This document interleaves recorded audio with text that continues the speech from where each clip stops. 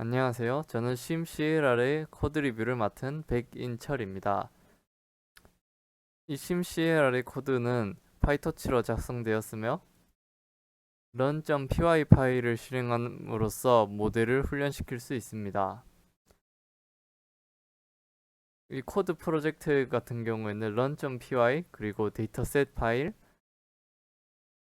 그리고 모델 아키텍처 그리고 훈련을 담당하는 심CLR.py 파일로 구성되어 있습니다. 우선 run.py 파일을 실행하게 되면 파서를 통해서 이제 사용자가 입력한 매개 변수들을 이제 정리합니다.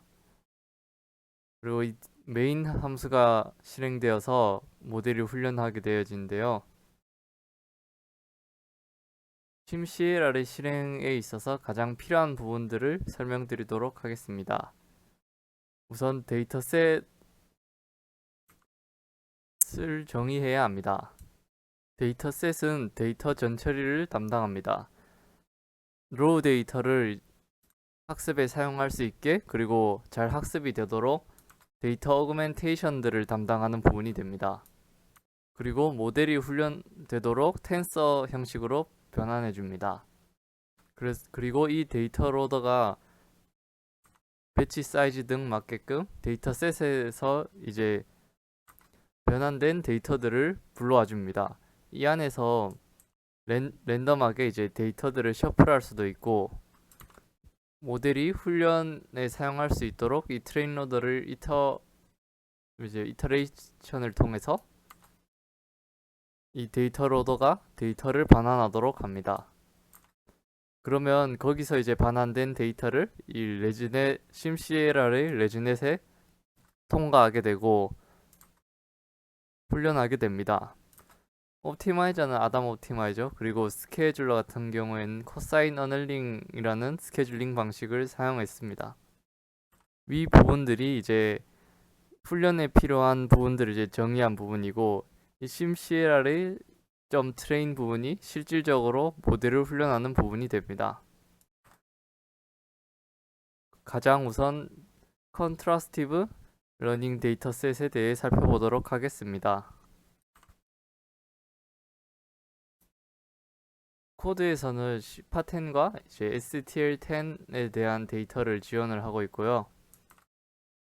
run.py에서는 이 데이터셋에 getDataset이라는 함수를 이제 불러옵니다.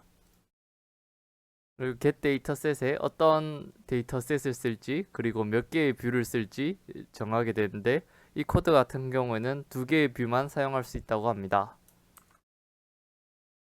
그래서 이 네임에 stl10을 넣어서 보내면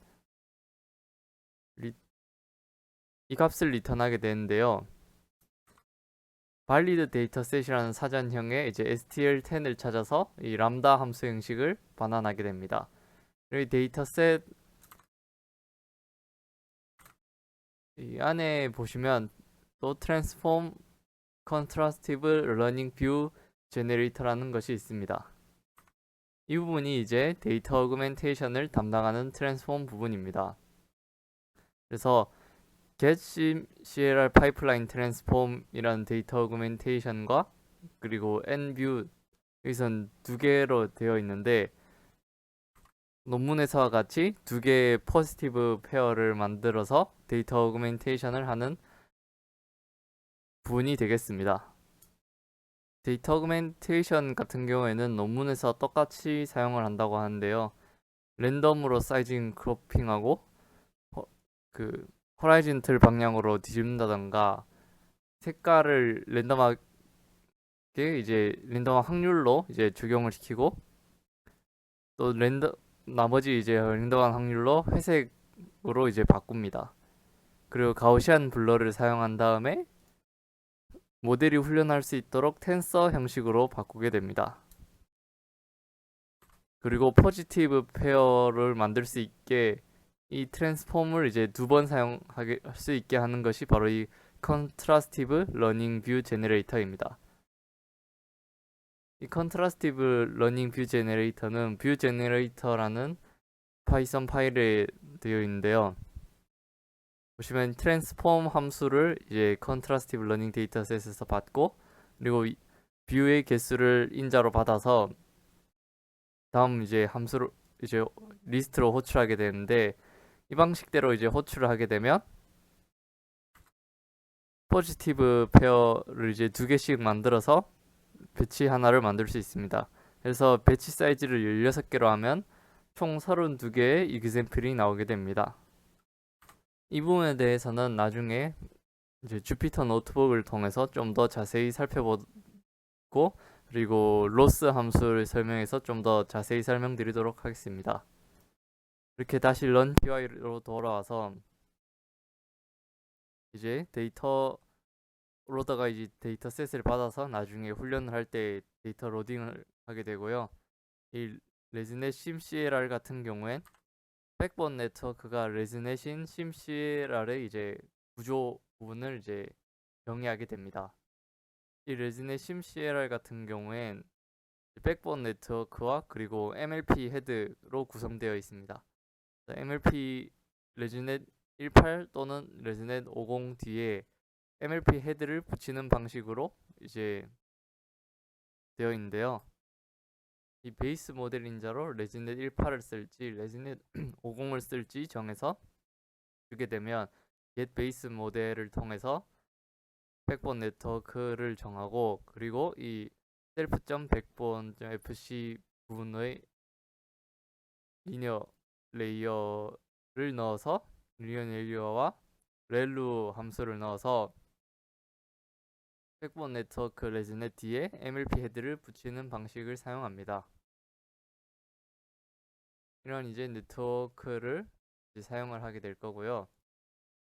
다시 run.py 파일로 돌아가서 이제 심CLR의 이제 본격적인 훈련이 시작됩니다.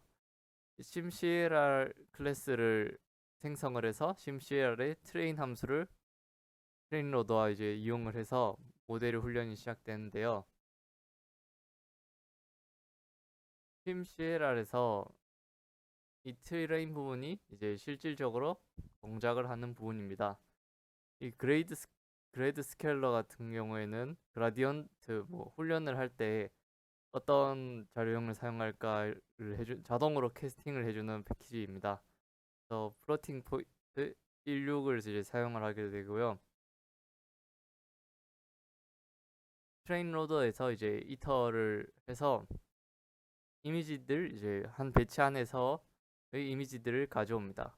그리고 이 이미지들을 셀프 모델, 즉 레즈넷 아까 레즈넷 심CLR에서 설정한 모델을 이제 통과를 시키고, 거기서 나온 이제 아웃풋 피처스를 인포 nc 로스에 이제 로스를 계산합니다. 그리고 이 크리테리온이 크로스 엔트로피 로스인데, 이 크로스 엔트로피 로스를 통해서 이제 백 프로퍼게이션을 진행합니다. 그래서 옵티마이저에 있는 그라디언트들을 다 0으로 만들어 준 뒤, 그다음에 백 프로퍼게이션 이제 백워드를 진행해서 그라디언트들을 다 계산해 줍니다. 그다음에 스텝을 통해서 실질적으로 이제 업데이트를 실행하게 됩니다. 밑에 부분은 이제 로깅을 하는 부분이고요. 이렇게 이제 실질적인 이제 훈련이 이루어집니다. 그리고 info nc 로스에 대해 좀 더 설명을 드리도록 하겠습니다. info nc 로스 같은 경우에는 이제 네트워크에서 나온 아웃풋인 피처스를 받아서 로스를 계산하는 함수입니다. 먼저 라벨을 대해 생성을 하는데,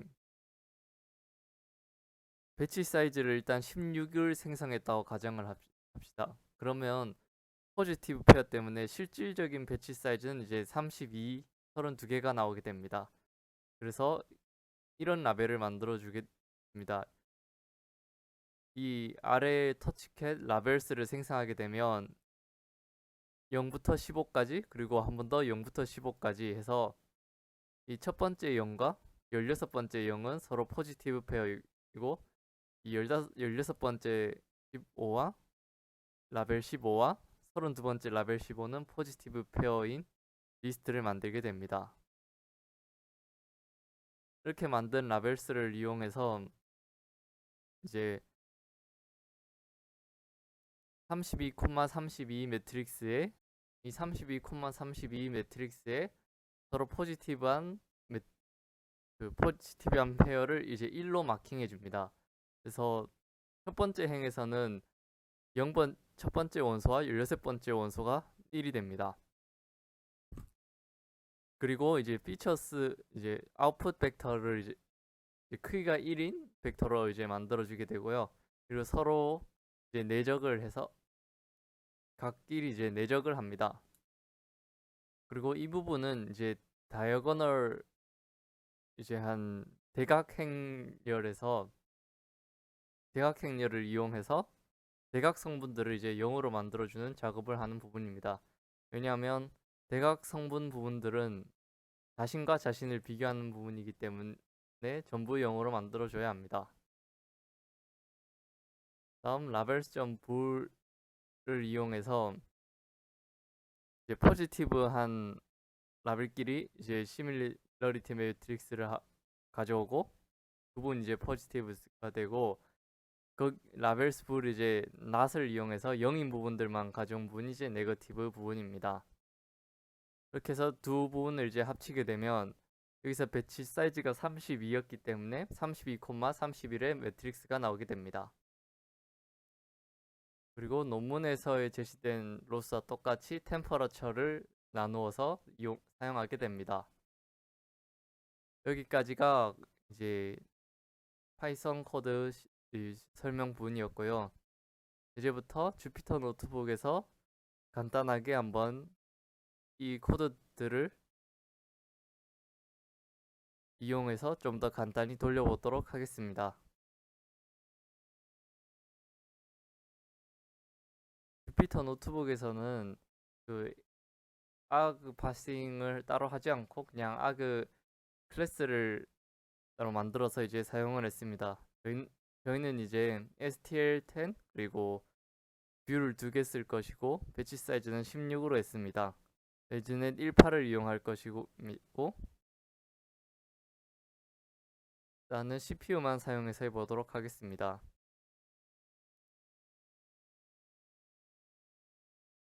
이 부분은 이제 앞에서 설명드린 코드와 똑같습니다. 데이터셋을 만들고 데이터 로더에 데이터셋을 넣고 그다음에 레즈넷 심CLR로 네트워크를 정의하고 옵티마이저와 스케줄러를 정의합니다. 그다음에 이 부분은 데이터 오그멘테이션 부분을 이제 직접 한번 이미지로 출력해 보았습니다. 데이터 로드를 이제 반복자로 이터로 이제 꺼내와서 데이터를 이제 이미지로 그 데이터 오그멘테이션으로 이제 트랜스폼된 이미지들을 출력해 보았는데요. 일단 가장 먼저 이미지들 이제 데이터 로더에서 꺼내오게 되면 배치 사이즈 콤마 채널 콤마 width height 형식으로 나오게 됩니다. 그래서 그리고 이 트랜스포즈를 이용해서 서로 이제 자리를 바꿔주는 이제 과정을 거치고 난 다음에 이미지를 이제 보여드리도록 하겠습니다. 총 4개의 이미지를 보여드릴 건데요. 앞에 2개는 서로 포지티브한 페어고 뒤에 2개는 서로 포지티브한 페어입니다. 여기서 이미지는 이제 실질적인 배치 사이즈는 32개인데 여기 두 번째 이미지와 그리고 18번째 이미지가 포지티브 페어고 세 번째 이미지 그리고 19번째 이미지가 이제 포지티브 페어입니다. 그래서 인덱스에 16을 더하면 이제 포지티브 페어를 알 수 있습니다. 여기 이제 보트가 이제 포지티브 페어인데요. 서로 이제 랜덤 사이즈 크로핑을 통하고 어떤 컬러 지터도 되어 있고 이제 그레이 위에 같은 경우에는 그레이 스케일로 되어 있습니다. 그래서 이 두 개가 포지티브한 페어고 이 부분과 이제 이 강아지는 서로 네거티브한 페어가 되겠고 이 강아지와 강아지 포지티브한 페어는 다음과 같이 그림에서 확인할 수 있습니다. 여기까지 이제 데이터 오그멘테이션 부분이 어떻게 이루어지는지 보았고요. 이제 심CLR에 앞에서 이제 정의한 모델과 옵티마이저, 스케줄러 그리고 다양한 매개 변수들을 이용해서 이제 훈련을 할 수 있습니다. 그래서 지금은 CPU를 이용하고 있어서 굉장히 트레이닝이 느리고요. 굉장히 트레이닝이 느려서 결과를 확인하는 데까지는 굉장히 오래 걸립니다. 이상으로 코드 리뷰를 마치도록 하겠습니다. 들어주셔서 감사합니다.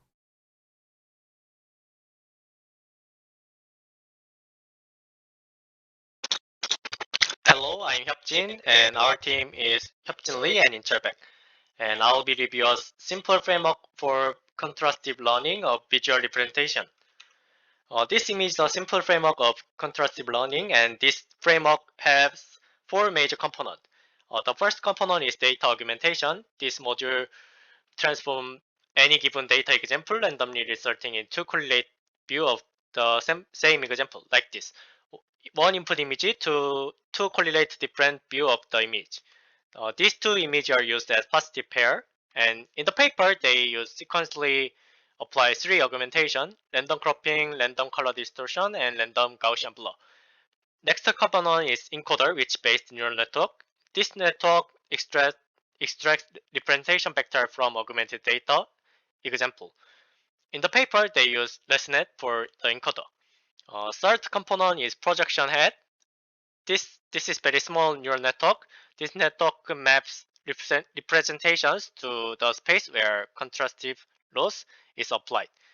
In the paper, they use a MLP with only one hidden layer and using ReLU as an activation function. Last component is contrastive loss function. In the paper, they use normalized temperature scaled cross entropy (NTGent). Looks like this function.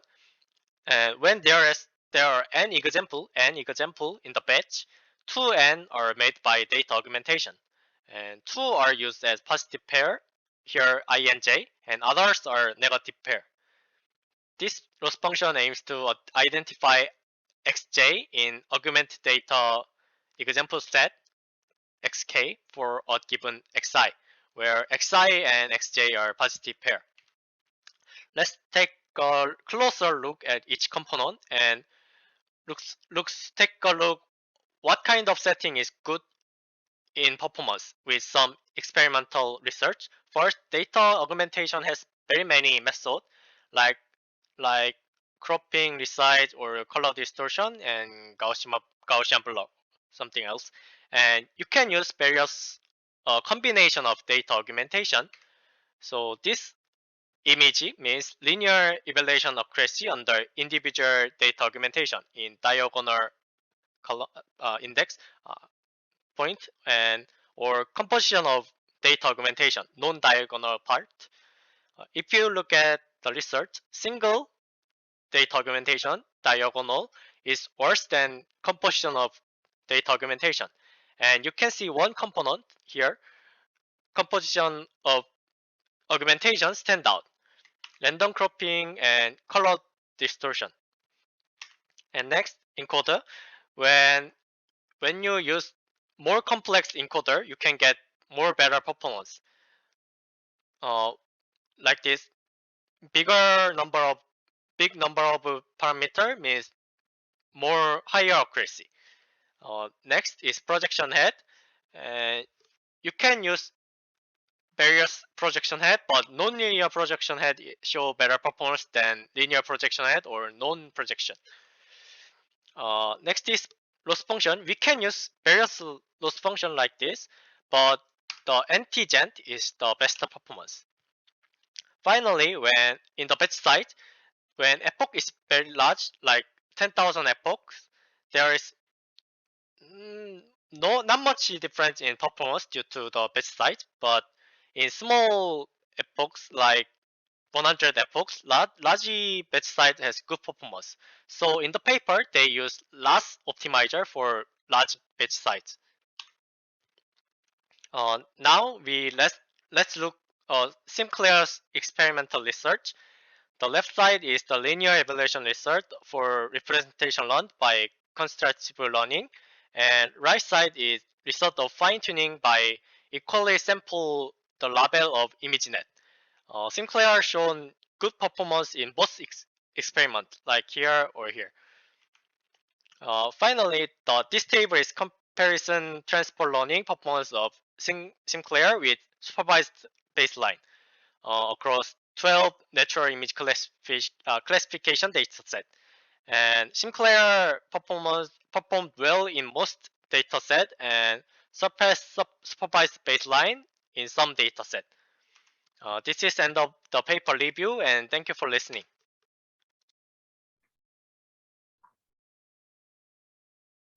Hello, everyone. Today we'll present the MOCO paper.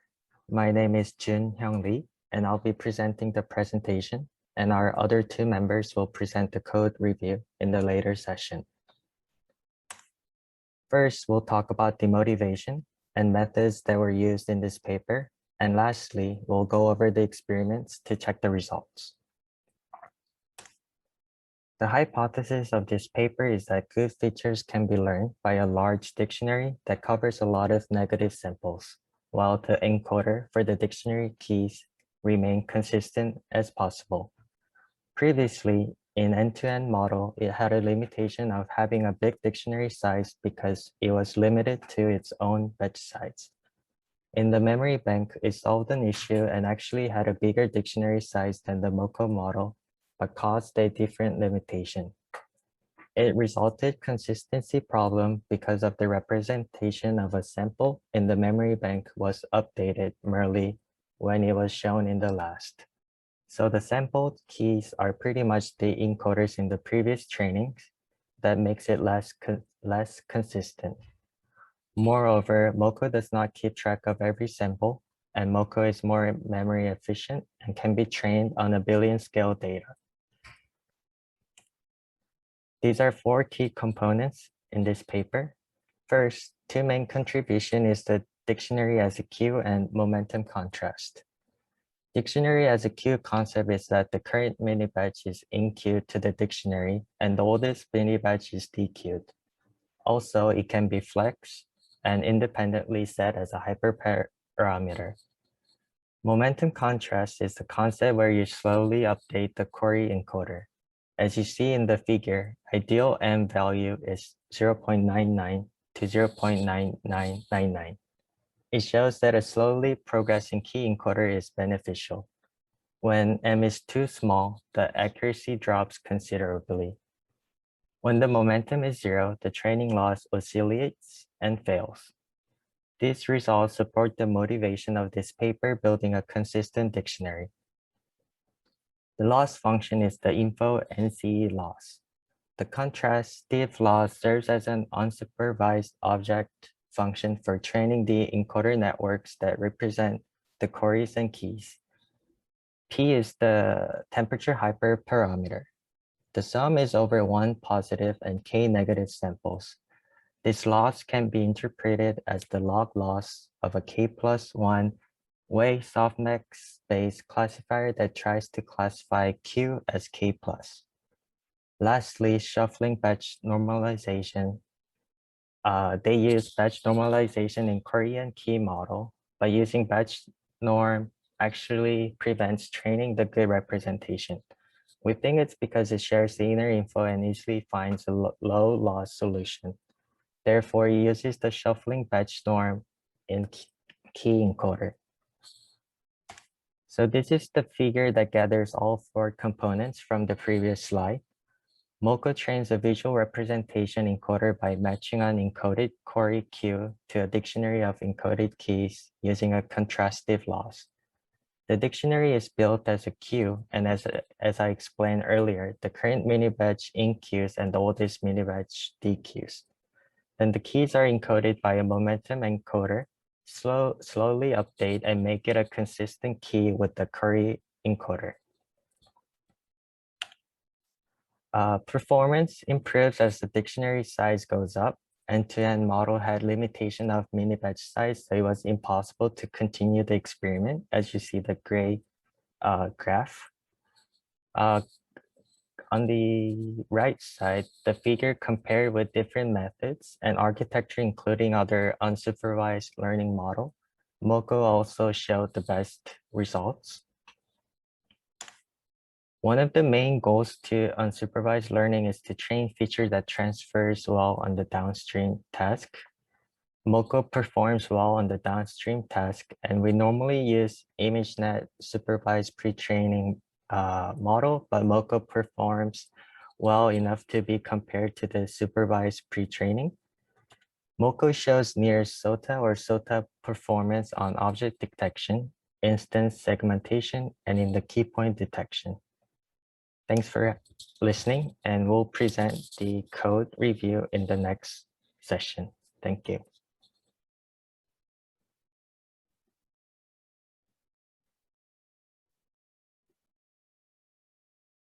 네, 안녕하세요. 코드 리뷰를 발표할 정영석이라고 합니다. 오늘 코드는 모코 데모를 통해서 모코의 학습 과정의 전반적인 시퀀스를 알아보도록 하겠습니다. 먼저 첫 번째로 모코에서 각각의 포지티브 샘플 혹은 네거티브 샘플을 어그멘테이션 하기 위한 코드를 살펴보겠습니다. 먼저 모코에서는 트레인 과정에서 리사이즈드 크롭, 그리고 호리존탈 플립, 그리고 컬러 지터, 그레이스케일, 노멀라이즈를 이제 학습에서의 어그멘테이션 메소드로 지정한 것을 확인할 수 있었습니다. 이것을 코드로 확인하게 되면 저희가 기존에 알고 있던 트랜스폼스라는 투치비전 함수에 각각에 맞는 어그멘테이션 메소드들을 추가한 것을 확인할 수 있습니다. 그리고 사이퍼 페어라는 데이터셋은 데이터셋을 포지티브 샘플의 데이터셋을 효율적으로 생성해낼 수 있도록 만들어낸 사전에 정의된 클래스임을 확인할 수 있었습니다. 이것을 코드로 확인하게 되면 get 아이템이 호출되었을 때 동일한 이미지에 대해 랜덤하게 만들어지는 각각의 트랜스폼 함수들을 적용함으로써 이미지 1, 이미지 2 각각에 대한 포지티브 샘플을 생성하는 것을 확인할 수 있었습니다. 네, 다음으로는 이 모델의 근간이 되는 모델 베이스 클래스에 대해서 알아보도록 하겠습니다. 이 모델 베이스 클래스는 일단 기본적으로 저희가 알고 있는 레지넷의 아키텍처를 기본적으로 따르고 있습니다. 단지 특별한 점이 있다면 기존의 배치 노멀라이제이션 레이어를 모코의 모델에 맞게 스플릿 배치놈이라는 레이어로 바꾼 것과 그리고 리니어 레이어, 그러니까 클래시파이어를 저희가 알고 있는 그냥 단순한 플래튼 레이어로 바꾼 것이 기존에 저희가 알고 있는 레지넷 모델과 다른 차별점이라고 할 수 있을 것 같습니다. 먼저 첫 번째로 모델 베이스 클래스의 init 함수를 살펴보았을 때 놈 레이어를 이들이 사전에 정의한 스플릿 배치놈을 통해서 사전에 만든 스플릿 배치놈으로 정의한 것을 확인할 수 있었고요. 이 만들어진 놈 레이어를 기존에 저희가 알고 있는 레지넷 레이어에 치환될 수 있도록 이런 식으로 모델을 정의한 것을 확인할 수 있었습니다. 그리고 이 단순히 conv1d를 이제 conv2d로 바꾼 것을 제외했을 때 저희가 알고 있는 리니어 클래시파이어를 이렇게 플래튼 레이어로 치환한 것을 최종적으로 확인할 수 있었습니다. 따라서 전반적으로 모델 베이스 클래스는 저희가 알고 있는 레지넷 아키텍처에서 크게 벗어나지 않는 백본 네트워크이다라는 것을 확인할 수 있었습니다. 이 백본 네트워크는 각각에 대해서 쿼리와 키 인코더로서 사용됩니다. 그럼 다음으로 모델 모코 클래스의 init 함수에 대해서 살펴보도록 하겠습니다. 모델 모코의 init 함수의 하이퍼 파라미터로는 모코의 디멘전, 그리고 키 메모리 뱅크의 사이즈, 그리고 모멘텀 계수, 그리고 컨트라스티브 로스에 사용되는 템퍼러처, 그리고 아키텍처는 어떤 것을 사용하는가에 대한 구조에 대한 하이퍼 파라미터, 그리고 배치놈 스플릿 같은 경우에는 아까 사전에 말씀드렸던 이 스플릿 배치놈을 몇 개를 사용할 것이냐에 대한 하이퍼 파라미터인 것을 확인하였습니다. 그리고 시메트릭 함수는 아시메트릭 값은 그레디언트가 쿼리 인코더 그리고 키 인코더에 각각에 흘러가는 것인가에 대한 설정을 하는 하이퍼 파라미터입니다. 이것을 좀 더 자세하게 살펴보면 이 그림으로 살펴보면 이 시메트릭은 이 그레디언트가 저희가 기존에 알고 있는 엔드-투-엔드 방식의 모델처럼 인코더 Q 그리고 인코더 키에 각각에 대해서 흘러가는지를 결정을 하는 거야. 하이퍼 파라미터이고, 그리고 K 같은 경우에는 이 메모리 뱅크의 사이즈가 얼마나 되는가에 대한 이것을 결정해주는 값임을 확인할 수 있습니다. 저희가 알고 있는 이제 이닛 함수로 다시 돌아가서 확인하게 되면 저희가 알고 있는 KMT 시메트릭의 변수를 넘어가고 이제 인코더 Q와 인코더 K에 대해서 말씀드리겠습니다. 인코더 Q와 K는 저희가 기존에 말씀드렸던 모델 베이스라는 클래스를 통해서 백본 네트워크를 만들어낸 것을 확인할 수 있었습니다. 그리고 각각의 파라미터들의 웨이트에 대해서 파라미터 K, K 인코더의 웨이트에 대해서 Q 인코더의 웨이트로 이니셜라이즈를 동일하게 진행을 하는 것을 확인할 수 있었습니다. 다음으로는 모멘텀 업데이트를 할 때 사용되는 키, 딕셔너리를 이런 식으로 랜덤한 값으로 이렇게 Q를 생성하는 것을 확인할 수 있었습니다. 이런 식으로 Q가 처음에 생성되는 것을 확인하였습니다. 다음으로 모델의 작동 과정에 대해서 설명하기에 앞서서 이들이 구현한 스플릿 배치놈 레이어에 대해서 말씀드리도록 하겠습니다. 원래 이 모코 모델의 경우에는 각각의 GPU가 다른 배치 노멀라이제이션의 연산 과정을 진행할 수 있도록 구현되었는데 지금은 저희가 멀티 GPU를 사용할 수 없는 관계로 스플릿 배치 노멀라이제이션이라는 비슷한 기능을 하는 클래스를 구현하였습니다. 스플릿 배치놈의 원리에 대해서 먼저 말씀드리도록 하겠습니다. 원래 기존의 배치 노멀라이제이션 레이어 같은 경우에는 각각의 배치 내 샘플들에 대해 동일 채널에 대해 같은 민과 스탠다드 데비에이션으로 노멀라이제이션을 하고 각각의 채널에 대해서 동일한 베타와 감마를 통해서 파인 트랜스폼을 하는 레이어임을 이제 알고 있을 텐데요. 이런 식으로 이제 보통의 학습 방법으로 모코의 트레이닝을 진행을 하게 되면 논문에서는 각각의 채널별 동일한 값으로 동일하게 노멀라이제이션을 하고 그리고 어파인 트랜스폼을 하는 과정에서 각 샘플 간의 정보 누수, 그러니까 파저티브 샘플을 단순히 그러니까 파저티브 샘플의 인덱스만 가지고 단순히 그 스코어만 높이게끔 학습이 진행되는 것을 확인할 수 있었고, 이 배치 노멀라이제이션을 어느 정도 속이기 위한 방법으로 스플릿 배치 노멀라이제이션을 이제 구현을 하였습니다.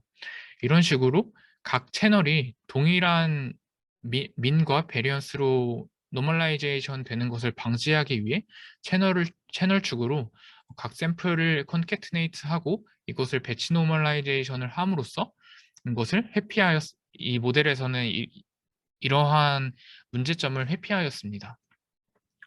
먼저 forward 함수에 대해서 numSplit은 이 각각의 GPU를 몇 개로 가정을 하고 진행을 할 것이냐에 대한 하이퍼 파라미터고, 다음으로 forward 함수에 대해서 살펴보도록 하겠습니다.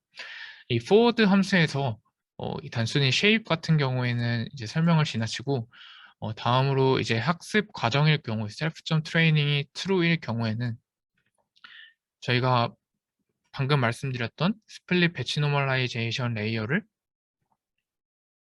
이런 식으로 구현을 하여서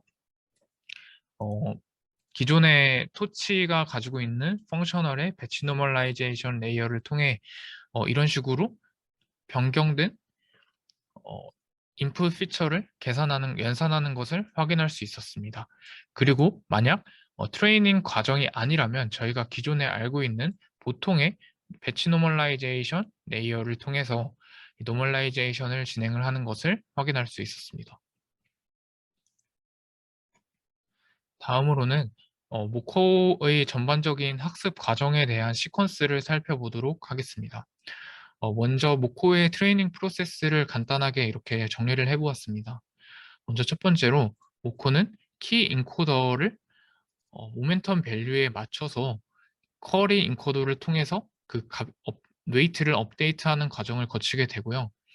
그 다음으로 입력된 이미지로부터 쿼리 벡터를 생성해내게 됩니다.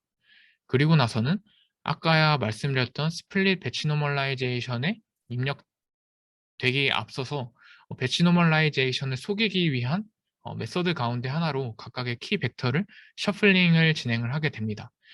그리고 이런 식으로 쿼리 벡터와 키 벡터를 생성해내고 나서는 각각의 파서티브 샘플과 각각의 네거티브 샘플에 대해서 시밀러리티를 계산하는 매트릭스 멀티플리케이션을 진행을 하게 됩니다. 마지막으로 이 파서티브 샘플의 값과 네거티브 샘플 간의 값들에 대해 컨트라스티브 로스를 최종적으로 계산을 하게 되고 이 최종적으로 계산해낸 로스를 통해서 모델의 웨이트를 업데이트합니다. 그리고 만들어진 이 스텝에서 만들어진 키 값들은 저희가 알고 있는 메모리 뱅크에 업데이트함으로써 모델의 모코의 트레이닝 프로세스의 한 번의 시퀀스가 끝나게 됩니다. 이거를 이제 코드로 살펴보도록 하겠습니다. 모코 모델의 forward 함수에 들어가게 되면 먼저 모델이 학습되기에 앞서서 모멘텀 업데이트 키 인코더를 거치게 됩니다. 이 모멘텀 업데이트 키 인코더는 이런 식으로 저희가 알고 있는 m 세타 k 모멘텀 곱하기 키 인코더의 웨이트 더하기 1 마이너스 모멘텀 밸류 곱하기 쿼리 인코더의 웨이트로 이렇게 새롭게 이거를 그대로 구현한 것을 확인할 수 있었습니다.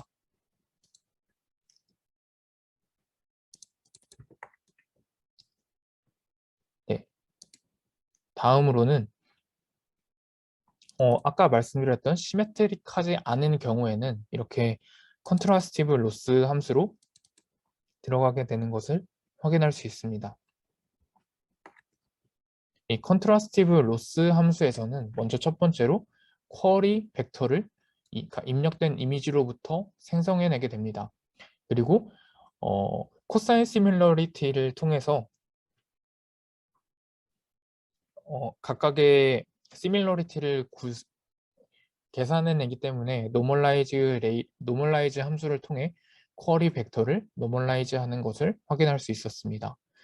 다음으로는 아까 말했던 배치 내 샘플들 간의 정보 누수 교란을 방지하기 위한 방법론 가운데 하나로 아까 인덱스를 셔플하는 것을 확인하는 과정에 있다고 했는데요. 이것을 그림으로 표현하면 오른쪽 그림과 같습니다. 원래였다면 노란색 이미지들이 GPU1에 들어가게 되고 파란색 이미지들이 GPU2에 들어가게 되고 초록색은 3에 들어가게 된다면 이 인덱스를 무작위로 셔플하는 과정을 거쳐서 각각의 이미지가 무작위로 다른 GPU에 들어가고 각각의 GPU별 별개의 배치 노멀라이제이션을 거치면서 각 채널별 다른 연산이 각 배치별 채널별 다른 연산이 수행되도록 유도하는 것이 이 함수에서 실행하는 결과 값입니다. 이 함수를 들어가서 확인을 하게 되면 입력된 이미지 K들에 대해서 이런 식으로 셔플된 인덱스를 생성을 해내게 되고 그리고 이것을 원상복구시키기 위한 언셔플 인덱스를 생성해내게 됩니다. 이 함수의 리턴 값은 셔플된 인덱스를 가리키는 셔플된 배치를 만들어내게 되고 그리고 이것을 다시 원상복구하기 위한 값을 리턴하게 됩니다. 그리고 이것을 인코더 K에 입력함으로써 키 벡터를 생성해내게 되고 아까 말했던 것과 마찬가지로 코사인 시밀러리티를 통해서 시밀러리티를 계산해내기 때문에 K 벡터 역시 노멀라이즈 함수를 통해서 노멀라이징을 하는 것을 확인할 수 있었습니다. 그리고 아까 말했던 것과 반대의 연산으로 무작위로 섞인 K 벡터들에 대해 다시 원상복귀하는 과정을 이 배치 unshuffle single GPU라는 함수에서 수행을 하게 됩니다. 그리고 다음으로는 각각의 파저티브 샘플에 대한 시밀러리티를 계산하는 과정입니다. 각각의 쿼리 벡터와 파저티브 샘플들에 대해서 이러한 결과들이 만들어졌다고 했을 때 이 토치점, 아인썸이라는 이 메서드는 이런 식으로 각 파저티브 샘플별 매트릭스 멀티플리케이션을 통해서 이 주황색의 시밀러리티 값을 만들어내게 됩니다. 그리고 네거티브 샘플을 계산할 때는 Q와 그리고 쿼리와 그리고 Q에 있는 값들을 이런 식으로 각각에 대해서 연산을 하게 되고 각 쿼리마다 Q에 있는 네거티브 샘플을 각각에 대해 연산을 하게 되고 각각에 대한 네거티브 시밀러리티가 연산 과정에서 생성되게 됩니다. 생성된 L 포스와 L 네거티브 값을 통해서 저희가 알고 있는 크로스 컨트라스티브 로스 함수를 구현해내게 되고 크로스 엔트로피에 이 값을 삽입함으로써 저희가 알고 있는 최종적인 컨트라스티브 로스를 계산해낼 수 있게 됩니다. 그리고 만들어진 이 새로 생성된 K 값에 대해서 저희가 알고 있는 메모리 뱅크에 K 값을 삽입함으로써 전반적인 모코의 학습 시퀀스가 끝나는 것을 확인할 수 있었습니다. 네, 이상으로 코드 리뷰를 마치도록 하겠습니다.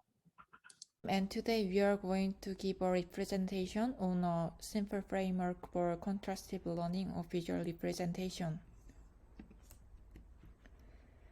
SimCLAIR is an unsupervised learning algorithm that extracts visual representation in situations where there is label not attached. Run by applying contrastive learning to positive and negative sample, obtain draw data augmentation. In SimCLAIR, positive and negative pairs are generated using general data augmentation methods like crop, color distort, and resizing. ImageNet data is used in training process when resize is commonly applied to images of different size. It has been proven that the representation quality is high when two augmentations are used experimentally. In particular, it showed the best performance when using random crop and random color distortion. Figure 4 below the slide is the augmentation operator used in the SimCLAIR paper. And let's talk about model architecture of SimCLAIR. SimCLAIR framework used runnable nonlinear transformation in the running process. Paper proposed a nonlinear head of MLP, ReLU, MFA structure to solve the information loss problem that occurred in the existing contrastive loss-based learning process. The following formula is a formula for extracting from the calculation process. Based on the encoder output value GH and nonlinear head H, layer remove erase easy information used for downstream tasks for G and utilize nonlinear transformation so that lots of image representation can be stored in H. Learning is performed using normalized temperature scale cross entropy loss, and different weights are given to positive and negative examples to minimize the effect of hard negatives. From table 3 of the paper, it can be confirmed that the performance of the nonlinear projection and augmentation present in the paper is passed. Sinclair run representation by operating as a positive pair for two differently augmented image pairs. The proposed framework applied the base encoder F, LesNet, to the transformer image to extract the representation and use the output of the averaging plane layer. After that, we propose a method of sorting image information by changing the contrast loss to a latent space through a projection head. From the experimental result, it was proved that the non-linear space function for calculating the contrast loss showed higher performance than linear one. In the experimental result, it can confirm that it is surfaced the SOTA of semi-supervised learning method that model using some label data, and it can be confirmed that the method of learning based on similarity within the training data is effective method in self-supervised learning. Figure 1 showed that performance compared with other method. Sinclair is the best performance compared with other method. Through this, it can confirm that it is also effective to create a running image pair while it maximizes the representation of the existing data for multiple datasets, while the correct answer of label does not exist. 안녕하세요. 다음으로는 심클레어를 구현하기 위한 코드를 리뷰하도록 하겠습니다. 먼저 참조한 코드에서는 linear.py, util.py, model.py, 그리고 main.py 총 4가지 파일로 심클레어를 구현하고 있습니다. linear.py에서는 필요한 모드를 다음과 같이 인풋을 실시를 하고 있고, 그리고 본 코드에서는 10파텐 데이터를 필요로 하기 때문에 10파텐 데이터를 로드하고 있습니다. linear.py 파일을 보면 크게 net 클래스와 그리고 트레인 벨 함수, 그리고 아래에 있는 메인 함수를 호출하는 부분으로 정의된 것을 확인할 수 있습니다. net 클래스는 클래스의 개수와 그리고 프리텐 된 모델의 경로를 인자로 받아서 함수를 정의하는 init 부분과 그리고 forward 함수로 구성되어 있습니다.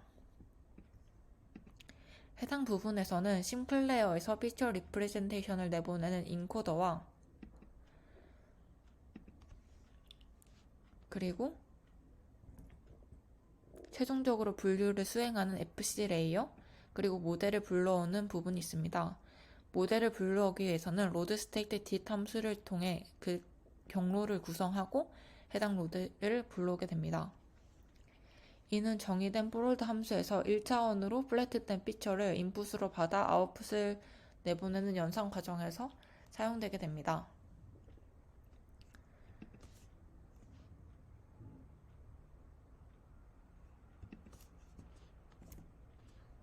다음으로 linear.py에 동일하게 구현된 main.py 함수를 보면은 모델을 불러올 때 먼저 net 클래스를 선언하는 것을 확인할 수 있습니다. 앞서 언급했던 두 개의 인자를 받아서 사용하는 것을 확인할 수 있고, train test 데이터를 사용할 때 오픈된 데이터셋인 10파텐 데이터셋을 사용하는 것을 확인할 수 있습니다. 논문에서는 이미지넷 데이터를 사용한 반면 10파텐 데이터셋을 사용한 것은 이미지넷 데이터보다 가벼우면서 라벨, 언라벨 데이터를 혼합하여 사용할 수 있기 때문입니다. 이후에는 저작 코드와 동일하게 스플릿 옵션을 트레인 플러스 언밸리드로 고정하여 사용하고 있습니다. 심클레어 논문에서는 배치 크기 또한 중요한 요소라고 언급을 하고 있고, 배치 크기에 따라서 실험 성능 결과를 비교를 하고 있는데요. 해당 코드에서는 디포트 값을 512로 설정을 하였고, f근 100으로 설정하여 실험을 진행하고 있습니다. 먼저 참고한 코드에서는 데이터를 로드하는 함수를 정의한 utils.py가 있습니다. utils.py 함수를 보면은 싱클레어에서 사용하기 위한 데이터 페어를 생성하는 cpatem 페어 함수 그리고 어그멘테이션을 진행하는 부분으로 구성되어 있습니다. 어그멘테이션을 구성하기 위한 부분은 플레인 트랜스폼 그리고 테스트 트랜스폼으로 구현되어 있습니다. 싱클레어는 포지티브 페어 간의 유사도를 기반으로 정보를 얻어 학습하기 때문에 이를 포즈 1 그리고 포즈 2로 생성을 하여서 동일한 이미지에 다른 어그멘테이션을 적용한 두 이미지를 출력하게 됩니다. 또한 cpatem은 이미지 라벨이 부여되어 있는 데이터이기 때문에 테스트 그리고 세마이 슈퍼바이즈 학습과의 성능을 비교하기 위해 데이터 라벨 값을 정의하는 이미지 그리고 타겟 변수를 선언하게 됩니다.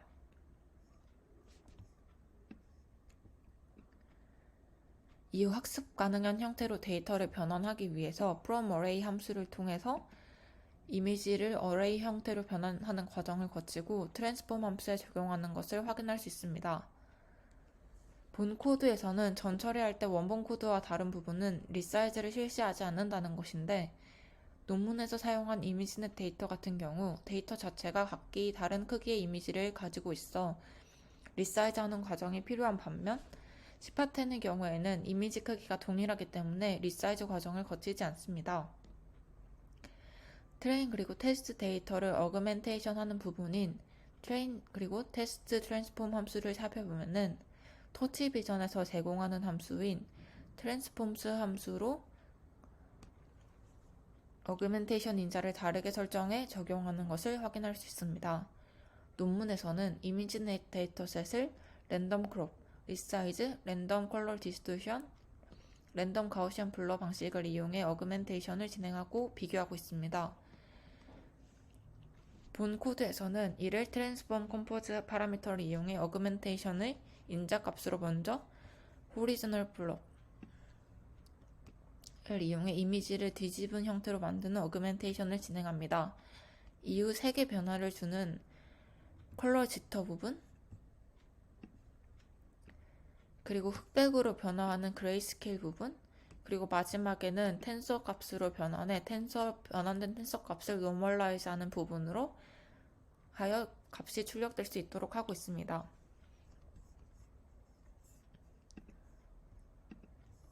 다음으로는 모델이 정의된 모델.py 구현 방식을 살펴보겠습니다. 발표 논문에서는 레즈넷 50을 이용해 컴브넷의 백본으로 사용하고 있습니다.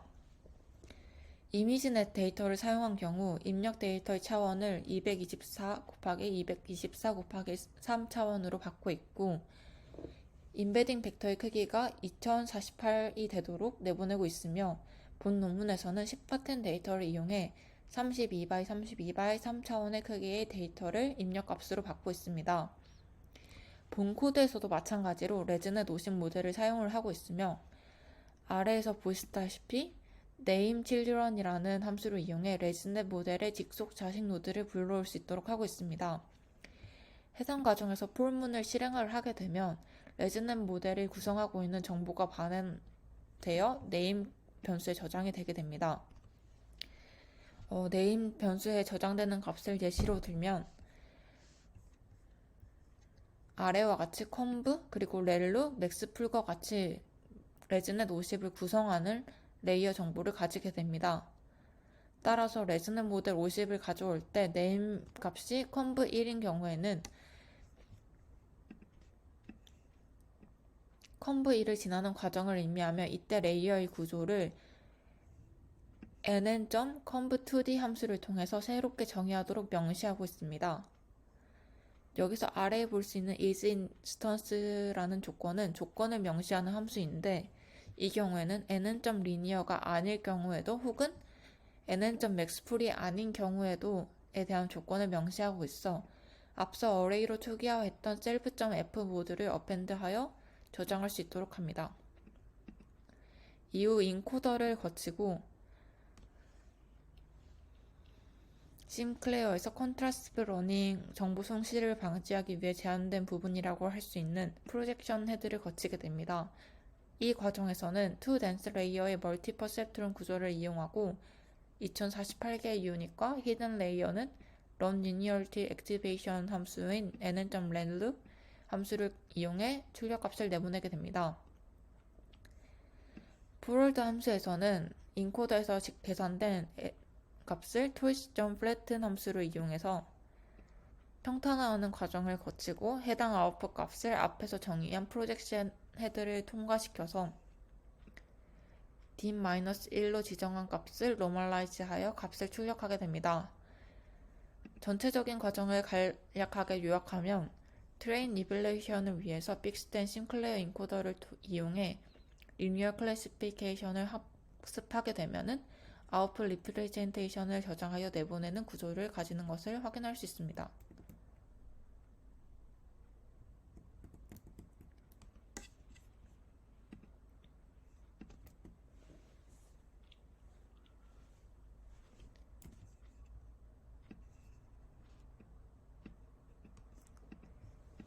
마지막으로 설명한 main.py는 기존에 정의한 함수들을 바탕으로 픽처를 학습하게 되는 함수입니다. 이를 위해 필요한 인자는 레이턴트 벡터의 피처 dim을 정의하는 피처 dim이라는 변수와 그리고 softmax에서 사용하는 temperature 그리고 top-k accuracy에서 계산하기 위해 몇 개의 높은 accuracy를 가지는 이미지를 최종적인 분류 성능에 반영할지를 결정하는 K, 그리고 본 논문에서도 미니 배치 크기의 중요성을 언급하고 있기 때문에 미니 배치 내의 이미지 개수를 지정하는 배치 사이즈, 그리고 학습 시 이터레이션 횟수를 지정하는 f폭이 있습니다. 본 코드에서는 GitHub에서 명시되어 있듯이 피처 DM의 디폴트 값을 128, 그리고 템퍼레처의 디폴트 값을 0.5, 그리고 K의 디폴트 값을 200, 그리고 배치의 디폴트 값을 512, 그리고 f폭의 디폴트 값을 500으로 설정해 학습을 진행합니다.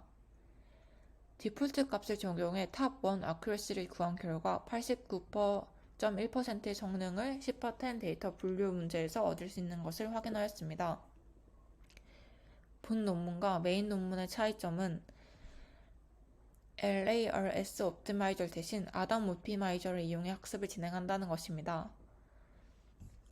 그럼 다음 코드를 살펴보면 먼저 프로파일 그리고 클레버 포맷 함수를 이용하기 위해서 dhop라는 모듈을 불러오고 기타 훈련 과정에서 필요한 라이브러리를 인풋하는 것을 확인할 수 있습니다. 이후 유니크한 피처를 추출하기 위해서 트레인 함수를 정의합니다. 이는 앞서 모델을 정의했던 넷클래스 그리고 전처리를 데이터를 불려오는 데이터 로더 그리고 훈련하기 위해 정의한 트레인 옵티마이저를 인자로 가집니다. tqdm 함수로 데이터 로더에 정의된 각 값이 출력될 수 있도록 하며 이는 트레인 발이라는 변수에 저장됩니다. 폴문을 통해서 어그멘테이션을 진행한 pos1 그리고 pos2 그리고 이미지의 값이 저장될 수 있도록 변수를 선언하고 해당 이미지의 정답 값을 타겟 변수에 저장하게 됩니다. 이후 넷의 아웃풋으로 피처 벡터와 아웃풋 값을 가지게 되는데 이는 2D, 2B 그리고 D 차원의 벡터가 생성되게 됩니다. 각 아웃풋 값을 콘캣해서 2B 차원의 벡터로 생성을 한 뒤 nn.torch.mm 함수를 이용해서 행렬 연산을 수행하고 이에 대한 expectation을 구한 후 temperature 값으로 나누게 됩니다. 아래의 마스크를 구할 때 사용한 torch.onceLike 함수는 입력된 데이터의 크기만큼 여기서는 sim 매트릭스의 차원의 크기만큼 1로 채워진 값을 만드는 함수이고 다음으로 사용된 torch.i 함수는 그 아래에 정의된 크기만큼 대각 행렬 값을 1로 가지고 나머지는 모두 0으로 가진 행렬을 생성합니다. 해당 행렬을 마이너스 연산을 거친 후 결과값을 부은 연산으로 true false 값을 내보낼 수 있도록 합니다. 이후 싱클레어에서 정의한 수식을 바탕으로 간 연산 결과값을 저장해 로스를 계산하게 됩니다. 이 로스에 대한 평균치를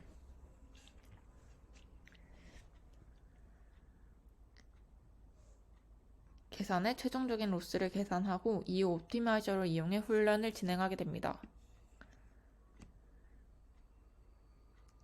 토탈 넘 같은 경우에는 각 미니 비치 내에서 사용된 이미지 개수의 총합을 구하게 되고 토탈 배치 사이즈 함수는 이를 최종적으로 연산해서 곱해진 값을 토탈 로스로 반환하여 연산을 마무리하게 됩니다. 그리고 트레인 함수는 이런 토탈 로스와 토탈 넘 함수를 나눈 값을 리턴해서 최종적인 로스를 계산하며 마무리하게 됩니다. 아래의 테스트 함수는 각 탑 K 어큐러시를 계산하기 위해 각 변수를 초기화한 후 학습 과정에서 얻어진 결과값을 업데이트하며 배치 사이즈로 지정한 200개 내 이미지 중에서 가장 어큐러시가 높은 이미지를 계산합니다. 이 과정에서 픽처 뱅크와 픽처 벡터의 시밀러리티를 계산한 심 매트릭스로 결정하게 됩니다.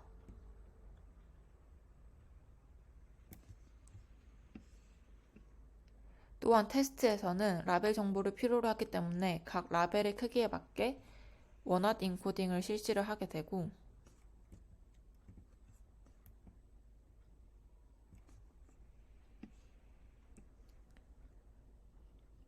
각 라벨에 대한 웨이트 정보도 연산하여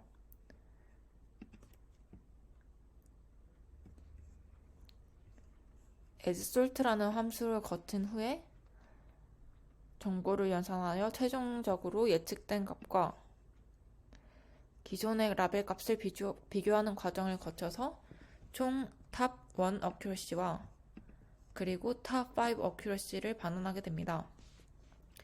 아래에는 앞서 언급했던 그런 함수들을 다시 파라미터를 정의하는 메인 함수를 보여주고 있는데 앞서 말씀드렸듯이 피처 딤을 128 그리고 디포트 템퍼러처 값을 0.5 그리고 배치 사이즈를 512 그리고 F를 500으로 설정해 재실험을 하는 것을 확인을 할 수 있습니다. 해당 논문에서는 최종적으로 89.1%의 어큐러시를 내보냈고 본 논문에서 기존 논문과의 몇몇의 차이점을 확인을 했을 때 이러한 부분을 조금 보완한다면 좀 더 높은 성능을 기대할 수 있을 거라고 생각합니다. 이상으로 발표를 마치겠습니다. 감사합니다. 안녕하세요. 다음으로는 심클레어를 구현하기 위한 코드를 리뷰하도록 하겠습니다. 먼저 참조한 코드에서는 linear.py, util.py, model.py, 그리고 main.py 총 4가지 파일로 심클레어를 구현하고 있습니다. linear.py에서는 필요한 모드를 다음과 같이 인풋을 실시를 하고 있고 그리고 본 코드에서는 10파턴 데이터를 필요로 하기 때문에 10파턴 데이터를 로드하고 있습니다. linear.py 파일을 보면 크게 net 클래스와 그리고 트레인 벨 함수 그리고 아래에 있는 메인 함수를 호출하는 부분으로 정의된 것을 확인할 수 있습니다. net 클래스는 클래스의 개수와 그리고 프리트된 모델의 경로를 인자로 받아서 함수를 정의하는 init 부분과 그리고 forward 함수로 구성되어 있습니다. 해당 부분에서는 심클레어에서 피처 리프레젠테이션을 내보내는 인코더와 그리고 최종적으로 분류를 수행하는 FC 레이어 그리고 모델을 불러오는 부분이 있습니다. 모델을 불러오기 위해서는 load state dit 함수를 통해 그 경로를 구성하고 해당 로드를 불러오게 됩니다. 이는 정의된 forward 함수에서 1차원으로 플랫된 피처를 인풋으로 받아 아웃풋을 내보내는 연산 과정에서 사용되게 됩니다.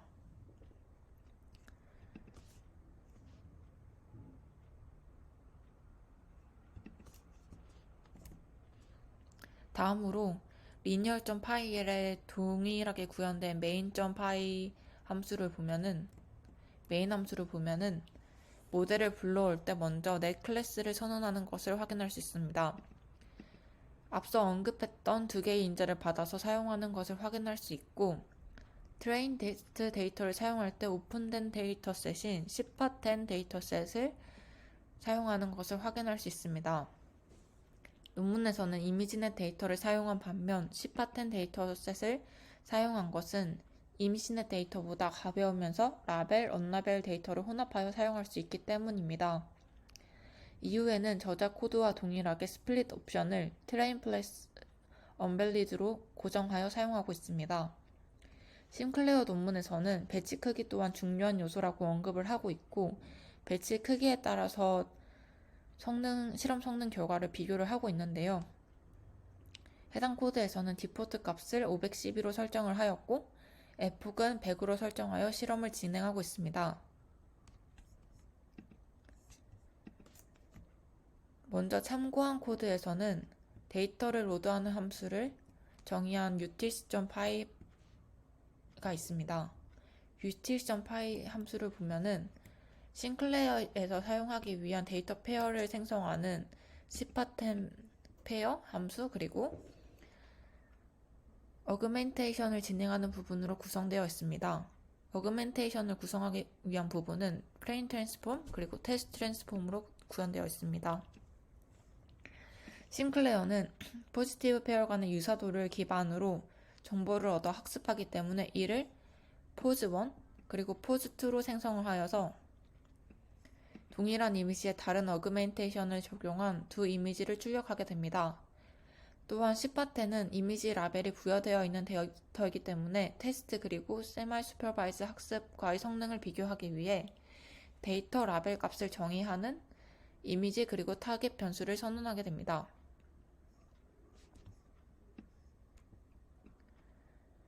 이후 학습 가능한 형태로 데이터를 변환하기 위해서 from array 함수를 통해서 이미지를 array 형태로 변환하는 과정을 거치고 트랜스폼 함수에 적용하는 것을 확인할 수 있습니다. 본 코드에서는 전 처리할 때 원본 코드와 다른 부분은 리사이즈를 실시하지 않는다는 것인데, 논문에서 사용한 이미지넷 데이터 같은 경우 데이터 자체가 각기 다른 크기의 이미지를 가지고 있어 리사이즈하는 과정이 필요한 반면 10파10의 경우에는 이미지 크기가 동일하기 때문에 리사이즈 과정을 거치지 않습니다. 트레인 그리고 테스트 데이터를 어그멘테이션 하는 부분인 트레인 그리고 테스트 트랜스폼 함수를 살펴보면은 터치 비전에서 제공하는 함수인 트랜스폼스 함수로 어그멘테이션 인자를 다르게 설정해 적용하는 것을 확인할 수 있습니다. 논문에서는 이미지넷 데이터셋을 랜덤 크롭, 리사이즈, 랜덤 컬러 디스토션, 랜덤 가우시안 블러 방식을 이용해 어그멘테이션을 진행하고 비교하고 있습니다. 본 코드에서는 이를 트랜스폼 컴포즈 파라미터를 이용해 어그멘테이션의 인자 값으로 먼저 호리지널 블럭을 이용해 이미지를 뒤집은 형태로 만드는 어그멘테이션을 진행합니다. 이후 색의 변화를 주는 컬러 지터 부분, 그리고 흑백으로 변화하는 그레이스케일 부분, 그리고 마지막에는 텐서 값으로 변환해 변환된 텐서 값을 노멀라이즈 하는 부분으로 하여 값이 출력될 수 있도록 하고 있습니다.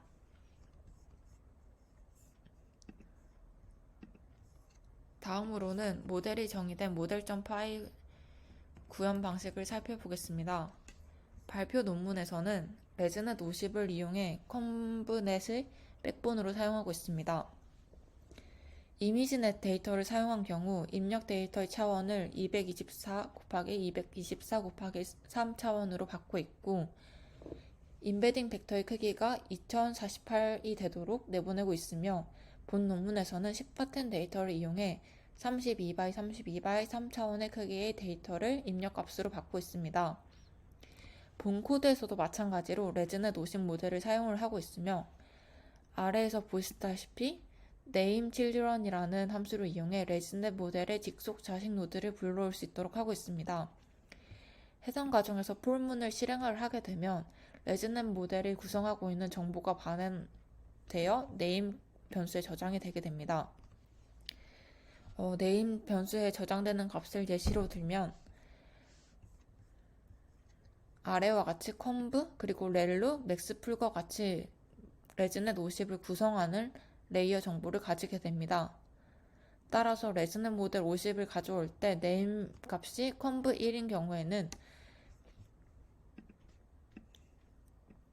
conv1을 지나는 과정을 의미하며 이때 레이어의 구조를 nn.conv2d 함수를 통해서 새롭게 정의하도록 명시하고 있습니다.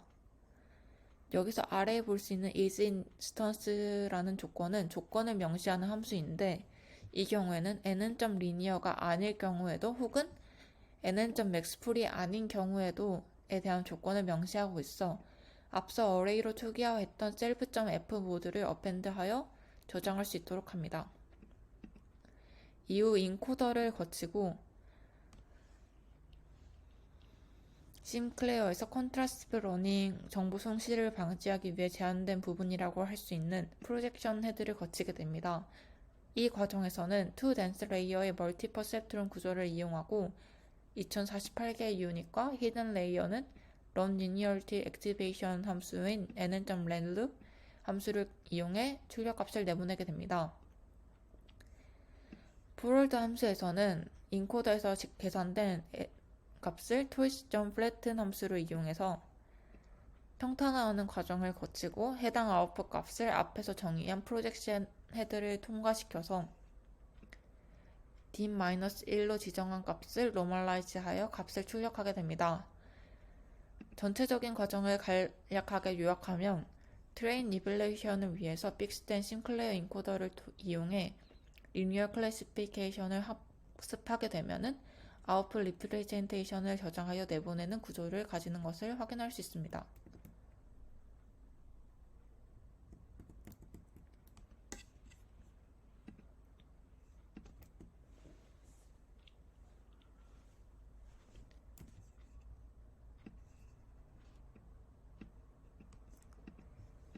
마지막으로 설명한 main.py는 기존에 정의한 함수들을 바탕으로 픽처를 학습하게 되는 함수입니다.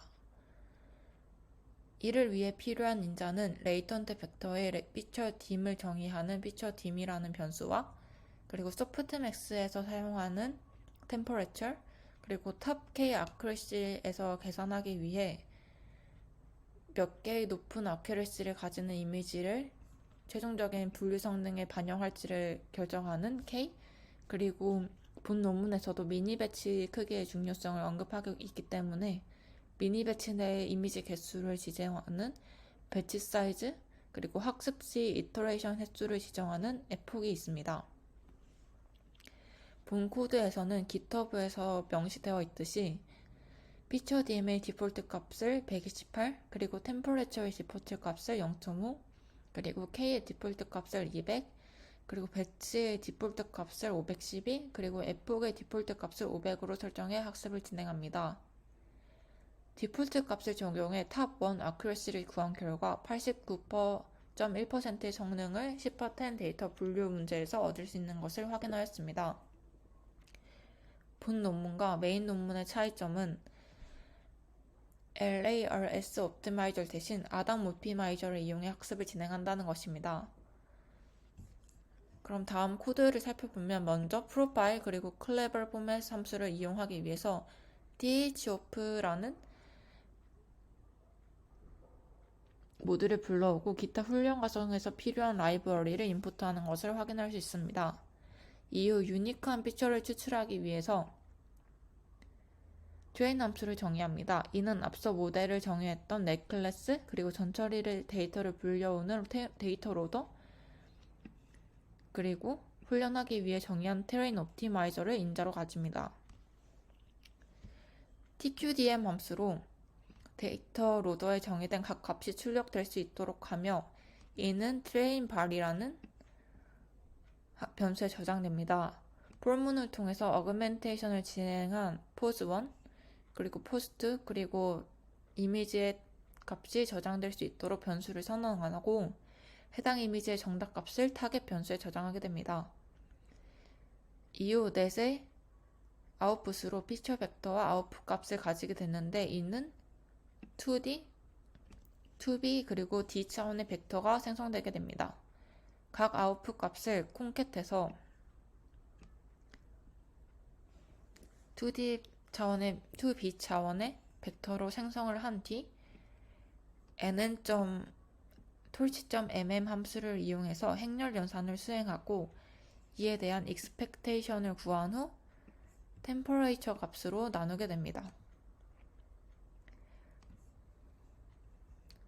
아래의 마스크를 구할 때 사용한 torch.onceLike 함수는 입력된 데이터의 크기만큼, 여기서는 sim 매트릭스의 차원의 크기만큼 1로 채워진 값을 만드는 함수이고, 다음으로 사용된 torch.i 함수는 그 아래에 정의된 크기만큼 대각 행렬 값을 1로 가지고 나머지는 모두 0으로 가진 행렬을 생성합니다. 해당 행렬을 마이너스 연산을 거친 후 결과값을 부은 연산으로 true false 값을 내보낼 수 있도록 합니다. 이후 싱클레어에서 정의한 수식을 바탕으로 간 연산 결과값을 저장해 로스를 계산하게 됩니다.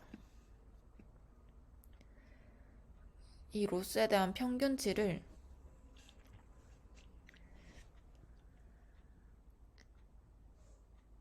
계산해 최종적인 로스를 계산하고 이후 옵티마이저를 이용해 훈련을 진행하게 됩니다. 토탈 넘 같은 경우에는 각 미니 비치 내에서 사용된 이미지 개수의 총합을 구하게 되고, 토탈 배치 사이즈 함수는 이를 최종적으로 연산해서 곱해진 값을 토탈 로스로 반환하여 연산을 마무리하게 됩니다. 그리고 트레인 함수는 이런 토탈 로스와 토탈 넘 함수를 나눈 값을 리턴해서 최종적인 로스를 계산하며 마무리하게 됩니다. 아래의 테스트 함수는 각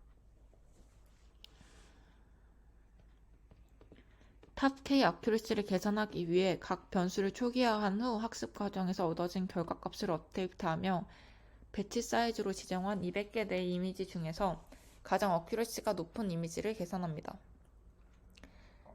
이 과정에서 픽처 뱅크와 픽처 벡터의 시밀러리티를 계산한 sim 매트릭스로 결정하게 됩니다.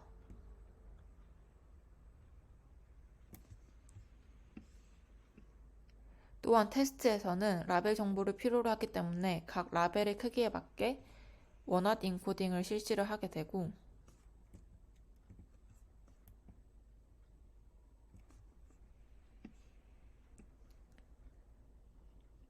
각 라벨에 대한 웨이트 정보도 연산하여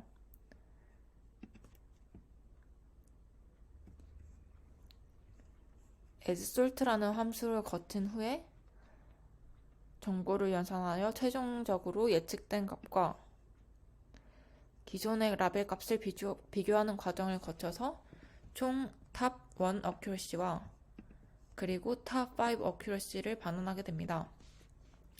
아래에는 앞서 언급했던 그런 함수들을 다시 파라미터를 정의하는 메인 함수를 보여주고 있는데, 앞서 말씀드렸듯이 피처 딤을 128, 그리고 디포트 템퍼러처 값을 0.5, 그리고 배치 사이즈를 512, 그리고 F를 500으로 설정해 재실험을 하는 것을 확인을 할 수 있습니다. 해당 논문에서는 최종적으로 89.1%의 어큐러시를 내보냈고, 본 논문에서 기존 논문과의 몇몇의 차이점을 확인을 했을 때 이러한 부분을 조금 보완한다면 좀 더 높은 성능을 기대할 수 있을 거라고 생각합니다. 이상으로 발표를 마치겠습니다. 감사합니다.